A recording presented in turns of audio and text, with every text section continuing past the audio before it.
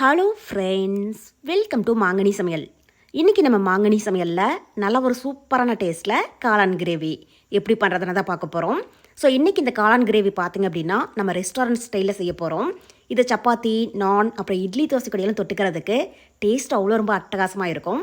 So ஒரு முறை நீங்கள் இந்த மாதிரி காளான் கிரேவி செஞ்சு கொடுத்தீங்க அப்படின்னா வீட்டில் எல்லாரும் இனி அடிக்கடி இதே மெத்தடில் தான் செய்ய சொல்லி கேட்பாங்க.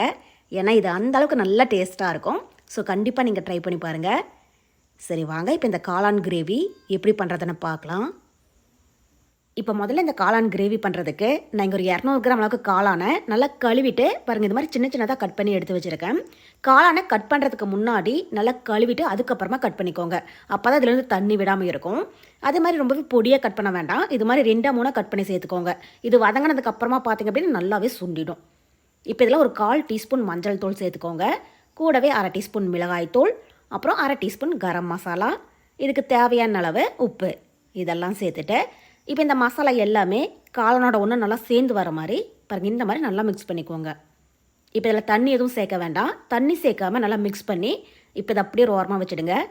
அடுத்தது இந்த கிரேவிக்கு வேணுங்கிற மசாலா பொருளையெல்லாம் நம்ம அரைச்சி எடுத்துக்கலாம்.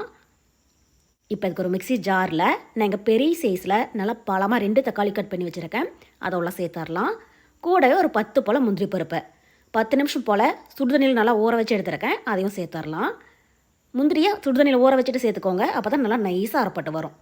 சேர்த்துட்டு இப்போ இதில் தண்ணி எதுவும் சேர்க்காம நல்லா நைஸாக அரைச்சி எடுத்துக்கோங்க. இப்போ இதை அரைச்சிட்டு வந்துடலாம். பாருங்கள், இப்போ தக்காளி அரைச்சி எடுத்தாச்சு. இந்தளவுக்கு நல்லா ஃபைன் பேஸ்ட்டாக அரைச்சிக்கோங்க. இப்போ இது அப்படியே ஒரு ஓரமாக இருக்கட்டும். அடுத்தது நம்ம காளான் கிரேவி ரெடி பண்ண ஆரம்பிச்சிடலாம். இப்போ அதுக்கு ஒரு கடாயில் 1 டேபிள் ஸ்பூன் எண்ணெய் சேர்த்துக்கோங்க. கூடவே 1 டீஸ்பூன் நெய்யும் சேர்த்துடலாம். நெய்யுக்கு பதில் வெண்ணெய் கூட சேர்த்து செய்யலாம், நல்லாயிருக்கும். இப்போ எண்ணெயும் நெய்யும் நல்லா சூடானதுக்கப்புறமா இதில் நம்ம மசாலாவில் பரட்டி வச்சுக்கிற காளானை உள்ளே சேர்த்துடலாம். சேர்த்துட்டு இப்போ ஸ்டவ் ஹை ஃப்ளேமில் வச்சு இதை ஒரு 5 நிமிஷத்துக்கு நல்லா வதக்கிக்கோங்க. இந்த காளான் பார்த்தீங்க அப்படின்னா எண்ணெயிலேயே நல்லா வதங்கி அது நல்லா சுருண்டு வரும். அது வரைக்கும் இதை நல்லா வதக்கிக்கோங்க. இப்போ ஒரு 5 நிமிஷத்துக்கு அப்புறமா பார்த்திங்க அப்படின்னா காளான் வந்து மசாலாவோட சேர்ந்து நல்லா வதங்கி அதுலேருந்து லைட்டாக தண்ணி விட ஆரம்பிச்சிடுச்சு. இப்போ இந்த மாதிரி நல்லா வதங்கி வந்ததுக்கப்புறமா இதை தனியாக ஒரு பிளேட்டில் எடுத்து வச்சிடலாம். இப்போ அடுத்தது பேனில் 2-3 டேபிள் ஸ்பூன் எண்ணெய் விட்டு சூடுபடுத்திக்கோங்க. இப்போ எண்ணெய் காஞ்சதும் இதில் 1 இன்ச் அளவுக்கு பட்டை, கூடவே 2 லவங்கம், அப்புறம் சின்னதாக 2 ஏலக்காய், ஒரு பிரியாணி இலை சேர்த்துடலாம். இப்போ இது மீடியம் ஹீட்டில் லைட்டாக கலர் மாறினதும் இதில் மீடியம் சைஸில் 2 பெரிய வெங்காயத்தை இந்த மாதிரி நல்லா பொடியாக கட் பண்ணி சேர்த்துக்கோங்க.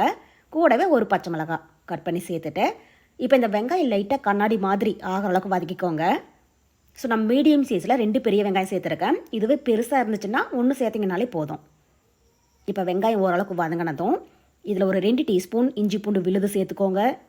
சேர்த்துட்டு இப்போ இதனுடைய பச்சை வாசனை போகிற வரைக்கும் இதை நல்லா வதக்கிடலாம். இப்போ இஞ்சி பூண்டுடைய பச்சை வாசனை போக நல்லா வதங்கி வந்ததுக்கப்புறமா இதில் நம்ம தேவையான மசாலா பொருள் சேர்த்துடலாம். இதில் காரத்துக்கு 1 டீஸ்பூன் தனி மிளகாய் தூள் சேர்த்துக்கோங்க. ஆல்ரெடி நம்ம காளான் பரட்டி வைக்கிற போது அதில் ஒரு 1/2 டீஸ்பூன் சேர்த்துருக்கோம். அதே மாதிரி பச்சை மிளகாவும் சேர்த்துருக்கிறதுனால இப்போ மிளகாத்தூள் உங்கள் காரத்துக்கு தகுந்த மாதிரி நீங்கள் கூட்டி குறைச்சி ஆட் பண்ணிக்கோங்க. இப்போ இது கூடவே 1 டீஸ்பூன் மல்லித்தூள், அப்புறம் ஒரு 1/4 டீஸ்பூன் மஞ்சள் தூள் சேர்த்துட்டு இப்போ இந்த மசாலாவுடைய பச்சை வாசனை போகிற வரைக்கும் இதை நல்லா வதக்கிக்கோங்க. இப்போ பார்த்திங்க அப்படின்னா மசாலாவுடைய பச்சை வாசனை போக நல்லா வதங்கிடுச்சு. இதில் நம்ம அரைச்சி வச்சுருக்கிற தக்காளி, முந்திரி விழுதை உள்ள சேர்த்துடலாம். சேர்த்துட்டு இப்போ எதையுமே அந்த தக்காளியுடைய பச்சை வாசனை போகிற வரைக்கும் நல்லா வதக்கிக்கோங்க. இது நல்லா வதங்கி அதுலேருந்து எண்ணெய் பிரிஞ்சு வரும், அது வரைக்கும் வதக்கிக்கோங்க. அப்போ தான் கிரேவியில் அந்த தக்காளியுடைய பச்சை வாசனை இல்லாமல் இருக்கும். இப்போ பார்த்திங்க அப்படின்னா எல்லா பொருளுமே நல்லா வதங்கி எண்ணெயுமே நல்லா பிரிஞ்சு வர ஆரம்பிச்சிடுச்சு. இப்போ இந்த ஸ்டேஜில் நம்ம கிரேவிக்கு தேவையான அளவை தண்ணி சேர்த்துடலாம். தண்ணியை மிக்ஸி ஜார்லேயே விட்டு நல்லா கலந்துட்டு சேர்த்துக்கோங்க. கூடவே இந்த கிரேவிக்கு தேவையான அளவு உப்பும் சேர்த்துட்டு இப்போ இந்த டைம் நல்லா கலந்து விடுங்க. கலந்து விட்டுட்டு இப்போ இதை மீடியம் ஹீட்டில் ஒரு 5 நிமிஷம் நல்லா வேக விடுங்க. கிரேவி நல்லா திக்காகி எண்ணெய் பிரிஞ்சு வந்ததுக்கப்புறமா நம்ம எப்படி இருக்குன்னு பார்க்கலாம். இப்போ பார்த்திங்க அப்படின்னா கிரேவி நல்லா திக்காகி எண்ணெயுமே நல்லா பிரிஞ்சு வருது. இப்போ இந்த ஸ்டேஜில் நம்ம வதக்கி வச்சுக்கிற காளானே உள்ளே சேர்த்துடலாம். கூடவே ஒரு 1/2 டீஸ்பூன் மிளகாத்தூள் சேர்த்துக்கோங்க. அப்புறம் 1 டீஸ்பூன் கசூரி மேத்தி, அதாவது காஞ்ச வெந்தயக்கீரையை பாருங்கள் இது மாதிரி நல்லா க்ரஷ் பண்ணிவிட்டு சேர்த்துக்கோங்க. கிரேவி வந்து நல்ல மணமாக இருக்கும். இருந்தால் சேர்த்துக்கோங்க, இல்லைனாலும் இதை ஸ்கிப் பண்ணிடலாம்.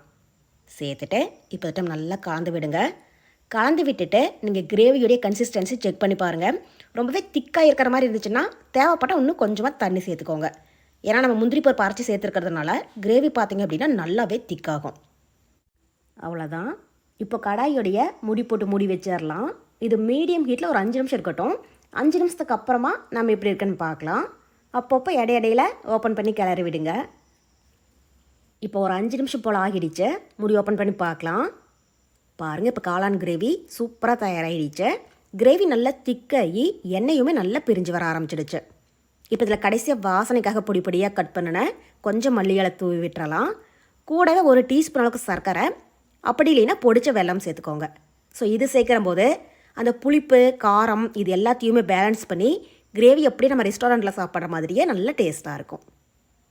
இப்போ இதில் காளானை பார்த்திங்க அப்படின்னா ஃபஸ்ட்டே நம்ம நல்லா வதக்கிட்டு சேர்த்துருக்கிறதுனால அதுலேயே அது ஓரளவுக்கு நல்லா வெந்திருக்கும். இப்போ வந்து கரெக்டாக ஒரு 5 நிமிஷம் போல் நல்லா வேக விட்டிங்க அப்படின்னாலே இந்தளவுக்கு நல்லா சாஃப்டாக வெந்துடும். அவ்வளோதான். இப்போ இந்த கிரேவியோடைய திக்னஸ் பார்த்திங்க அப்படின்னா ரொம்பவே தண்ணியாக இல்லாமல் பாருங்கள், இந்தளவுக்கு கொஞ்சம் திக்காக வச்சுக்கோங்க.